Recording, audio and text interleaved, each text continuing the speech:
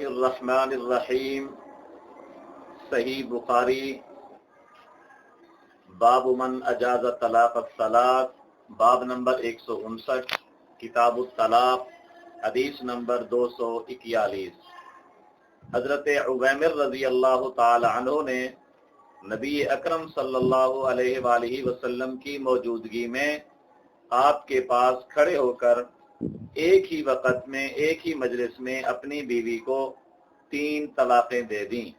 بخاری شریف کی اس حدیث میں الفاظ ہیں فَطَلَّقَهَا ثَلَاثًا قَبْلَ أَن يَأْمُرَهُ رسول اللہ صلی اللہ علیہ وسلم، کہ رسول اللہ صلی اللہ علیہ وسلم کے حکم دینے سے پہلے حضرت عویمر نے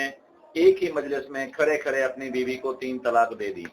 اب نبی اکرم صلی اللہ علیہ وسلم نے ان 3 طلاقوں کو نافذ کر دیا یا نہیں کر دیا، اس کی تشریح ابو داؤد شریف باب فی اللعان، باب نمبر 155، حدیث نمبر 480، کہ فَأَنْفَذَهُ رسول اللہ صلی اللہ علیہ وسلم، حضرت عویمر نے جو ایک ہی مجلس میں اپنی بیوی کو 3 طلاقیں دیتی تھیں تو رسول اکرم صلی اللہ علیہ وسلم نے اس کو نافذ کر دیا۔ اس لیے ہم اہل سنت والجماعت بھی اسی بات کے قائل ہیں کہ جو آدمی اپنی بیوی کو چاہے ایک مجلس میں دے دے چاہے الگ الگ مجلس میں 3 طلاقیں دے دے